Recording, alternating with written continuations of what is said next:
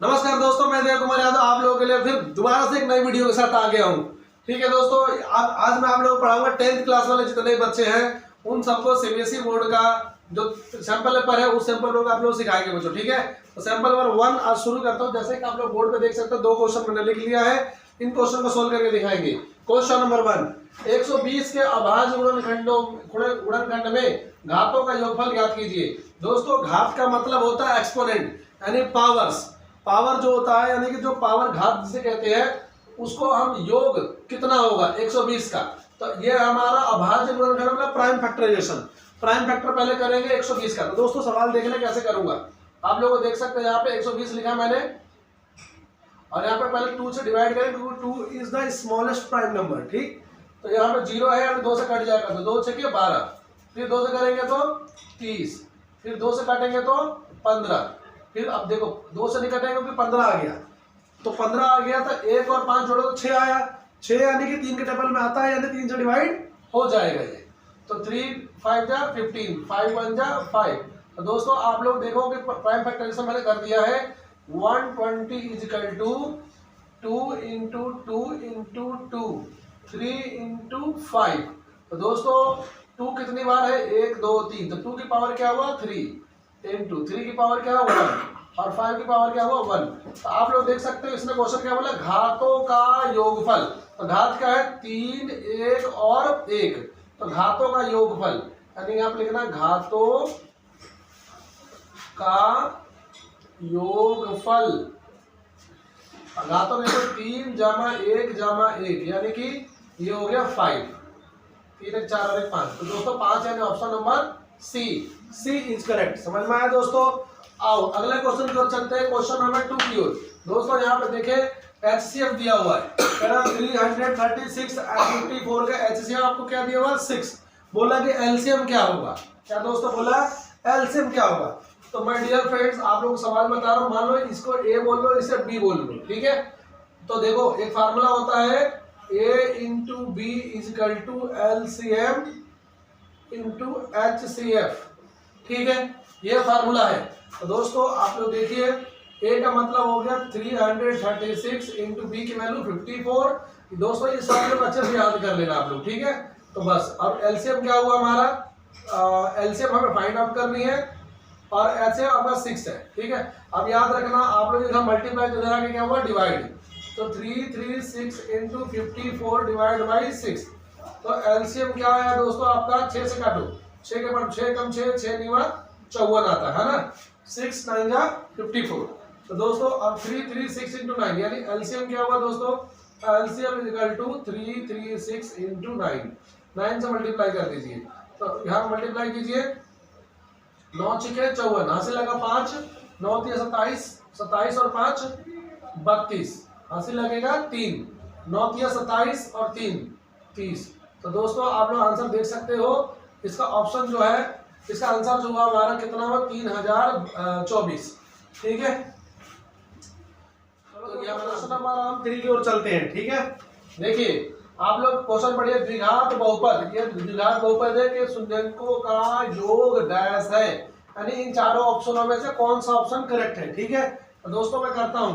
तो बच्चों आप लोग पहले आप लोगों को ये याद रखना है कि बहुपद जो है द्विघात जो हमारा पॉलिनोमियल्स होता है इसका मानक रूप याद होना चाहिए यानी स्टैंडर्ड फॉर्म आपको आना चाहिए। तो दोस्तों पहले आपको स्टैंडर्ड फॉर्म बता रहा हूं मैं। स्टैंडर्ड फॉर्म इसका होता है ax² plus bx plus c is equal to 0।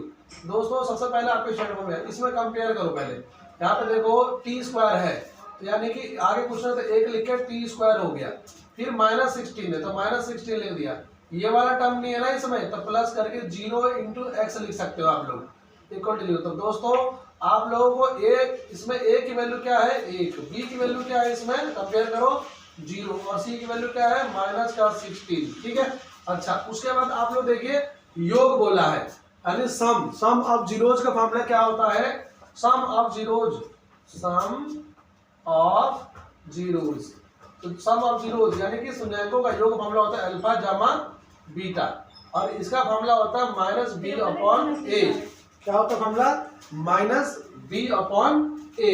तो दोस्तों आप लोग देखिए -b, इसे देखिए 0 है तो -0 अपॉन ए की वैल्यू क्या है 1। तो किसी भी संख्या से अगर जीरो में भाग करोगे तो क्या आता है दोस्तों 0 आता है। तो ऑप्शन देखो कौन सा सही है इसमें चारों में से, ये वाला ए ऑप्शन करेक्ट है। ठीक, चलो क्वेश्चन नंबर इसी का तीसरे क्वेश्चन का और पार्ट करके दिया हुआ है, मतलब या तो वो करो या फिर ये, तो मैं ये भी आप लोगों को क्वेश्चन करके दिखा देता हूँ। वह बहुपद वह द्विघात बहुपद जिनके शून्यंक ये और ये दो आपको शून्यंक दिया हुआ है, ठीक है, एक को अल्फा बोल लो एक को बीटा बोल लो। तो इसका ध्यान रखो, तो एक को मैं अल्फा बोल रहा हूँ -3 और एक को मैं बीटा बोलता हूँ जिसे 4 लिख दिया, ठीक है। तो आपसे बोला कि इसका होगा इसका होगा इसका, पहले चारों में से कौन सा आंसर सही है जिसका पॉलिनोमियल्स है, यानी कि जिसका द्विघात क्वाड्रेटिक जो पॉलिनोमियल कौन सा है। तो दोस्तों आप लोगों ने बताया कि अल्फा जमा बीटा, तो अल्फा जमा बीटा का जो फॉर्मूला होता है वो क्या होता है -b/a। अल्फा की वैल्यू क्या है दोस्तों -3, बीटा की वैल्यू 4। तो इन्हें देखते रहना ध्यान से, यहाँ पे कुछ नहीं भैया 4 में से 3 गया तो क्या आया, मतलब 1 आया।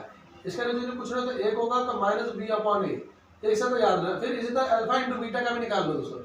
अल्फा इंटू बीटा फॉर्मूला होता है c/a, ठीक है। अच्छा अल्फा की वैल्यू क्या है -3 है और बीटा की वैल्यू 4 है, ये c/a। 4 दिया क्या हो गया 12, -12 और c/a। तो दोस्तों a की वैल्यू यहाँ स्टार्ट करना है, a की वैल्यू कंपेयर करो, a की वैल्यू क्या आई है 1, ठीक है। b की वैल्यू देखो -1, ठीक है। अब सी की वैल्यू यहाँ से चेक करो भाई, सी की वैल्यू देखो, अगर ये 1 यहाँ पुट कर दोगे तो क्या होगा, इसमें ध्यान दो भाई, जैसे कि मैंने यहाँ पर 1 पुट कर दिया, यहाँ से 1 निकला है ना इससे, तो इसको यहाँ पुट कर देना c/1 = 12, ठीक है। ये 1 तो खत्म हो गया, तो c की वैल्यू क्या है -12, ठीक है। तो आपको स्टैंडर्ड फॉर्म याद होना चाहिए। मैं यहाँ पे ax² + bx + c = 0। a की वैल्यू क्या है 1, तो 1 लिख लो, x² हो गया। b की वैल्यू क्या है -1, तो -1 लिखो चाहे मत लिखो, ऐसे रहने दो। c की वैल्यू -12। तो दोस्तों अब यह वाला इक्वेशन अगर जिसमें है वही वाला ऑप्शन सही होगा। तो देखो यहाँ पे 1 लिखो चाहे मत लिखो, ऐसे कोई फर्क नहीं पड़ता है क्योंकि मल्टीप्लाई में सबके 1 रहता है। तो दोस्तों आपने देखो x² है, यहाँ भी है, फिर माइनस नहीं है ना, तो इसलिए ये वाला नहीं होगा, यहाँ माइनस है, ठीक है। यहाँ 12 यानी कि बी ऑप्शन करेक्ट है, बी ऑप्शन करेक्ट है आप लोगों को, ठीक है। तो उम्मीद करता हूँ कि दोनों सवाल ही समझ में। चलो दोस्तों फिर क्वेश्चन नंबर अगले पर चलते हैं, यानी कि 4th क्वेश्चन पर चलते हैं, ठीक है। दोस्तों क्वेश्चन मैंने बोर्ड पर लिखा हुआ है, जैसे कि आप देख सकते हैं, रैखिक समीकरण x + 2y - 4 = 0 तथा 2x + 4y - 12 = 0 को निरूपित करने वाली रेखाएं किस प्रकार की होंगी, ठीक है। पहला समकोणिक, दूसरा समांतर, तीसरा प्रतिच्छेदी और चौथा जो है समपाती। इन चारों में से कौन सा ऑप्शन करेक्ट है, ठीक है। तो दोस्तों आप लोगों को एक सवाल बताता हूँ, इसे ध्यान सुनो भाई। आप लोग देखो इसमें ये पहला इक्वेशन है, दूसरा पहला इक्वेशन में लिख देता हूँ मैं। देखो यहाँ पे x + 2y - 4 = 0, ठीक है। इसे इक्वेशन 1 बोलेंगे। क्या बोलेंगे दोस्तों, इक्वेशन 1। दूसरा वाला हमारा है 2x + 4y - 12 = 0, इसे इक्वेशन नंबर 2 कहेंगे। दोस्तों आप लोगों को एक टॉपिक बता रहा हूं, इसे ध्यान सुनना, कैसे पता चलेगा। अगर a1 देखो इसे बोलेंगे, ये हमारा इसका कुछ नहीं तो 1 है, ठीक। इसे बोलेंगे a1 a2 a1, नीचे वाले को इसे बोले a1, इसलिए इसे बोले a2, ये b1 b2 c1 c2, क्योंकि आपको स्टैंडर्ड फॉर्म याद रखना है इसका, लीनियर इक्वेशन इन 2 वेरिएबल्स, ठीक है। लीनियर इक्वेशन 2 वेरिएबल का आपको स्टैंडर्ड फॉर्म याद रखना है, वो होता है ax + by + c = 0। पहले वाले के आगे 1 1 लगा दो, दूसरे वाले के नीचे 2 2 लगा देंगे।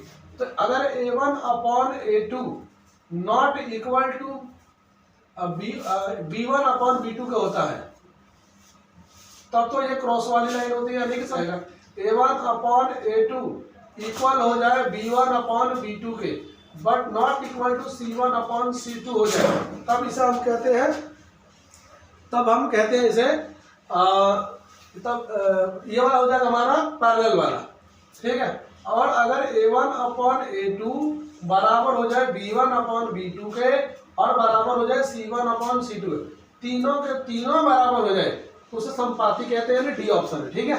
तो दोस्तों इन तीनों में से चेक करेंगे कौन सा ऑप्शन सही है, अगर जो मैच हो जाए। तो बच्चों ये फॉर्मूला आप लोग अच्छे से याद कर लेना, ठीक है। और तो चेक करो a1 हमारा क्या है 1 2, A1/A2 हो गया। चलो B1 2/4, इसे भी काटोगे तो क्या होगा, देखो यहाँ पे 1/2 हो गया ना, अभी ये भी 1/2 हो गया, ये भी 1/2 है, ये भी, मतलब ये वाला ऑप्शन तो हमारा सही है। C1 वाला चेक कर लीजिए कि -4/-12 हमारा कट जाएगा 4 × 4 4 की बात, तो देखो 1/3 हो गया ना, यानी यही दोनों बराबर, ये वाला बराबर नहीं हुआ, यानी ऑप्शन हमारा ये वाला सही है। ठीक है, यानी कि ये वाला यानी कि समांतर है। ये कौन सा ऑप्शन है, B option is correct answer. ठीक है, चलो अब अगला क्वेश्चन 5 पे चलते हैं बच्चों।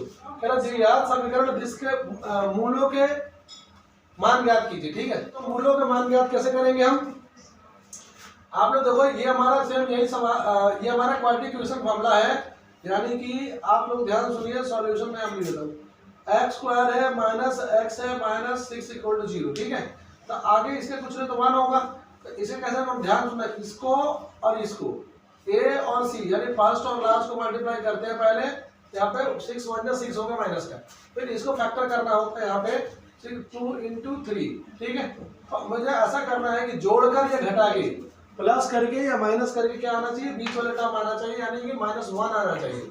तो मैं इस तरह जोड़े बनाऊंगा, यहाँ पे x² हो गया, ये पॉजिटिव हमारा क्या है, ये नेगेटिव रखूंगा, इसे पॉजिटिव रखूंगा, ये 2x होगा, इसे नेगेटिव रखूंगा ताकि -1 आ जाए मेरा, 3 में से 2 गया तो 1 आएगा ना, और इन दोनों को मल्टीप्लाई करोगे 2 और 3 को मल्टीप्लाई 6 आ जाएगा माइनस का। ठीक है, तो इस तरह से आपको इसका फैक्टर ध्यान से करना होता है दोस्तों, ताकि हम इसका पेयर जो बनाए वो अच्छे से बना सके। तो अब इसमें कॉमन देखो क्या है, यहाँ पे x कॉमन है, x निकल गया, यहाँ पे +2 बच गया, इन दोनों में क्या है माइनस का 3 कॉमन है, तो यहाँ भी x + 2 बच गया, = 0। अब बच्चों ध्यान सुनना, इसको और इसको जो कॉमन है उनको एक बार लिख लो इस तरह से, = 0। अब ये देखो मल्टीप्लाई होता है, तो ये नंबर अगर इधर जाकर डिवाइड हो जाएगा तो ये बचेगा, तो x - 3 = 0। ठीक है, तो जरूरी थोड़ा ना कि ये जाकर डिवाइड हो, ये भी तो हो सकता है, ये डिवाइड होगा तो ये बचेगा, तो x + 2 = 0। इट मीन x बराबर 3 आ जाएगा और x बराबर यहाँ पे -2 आ जाएगा। तो हमारा 0 देखो आपको यहाँ पे जो दिया हुआ है, या 3 और -2 अगर है कहीं तो यानी वही ऑप्शन सही है, 3 पॉजिटिव और 2 माइनस का। तो बच्चों देखो यहाँ पर ये वाला बी वाला ऑप्शन हमारा बिल्कुल मैच हो रहा है, यानी हमारा बी ऑप्शन इज करेक्ट है। उम्मीद करता हूँ आपको सवाल समझ में आया होगा दोस्तों, और वीडियो जरूर लाइक कर देना अगर समझ में आया तो दोस्तों। ठीक है, और कमेंट जरूर किया करो ताकि मुझे अगले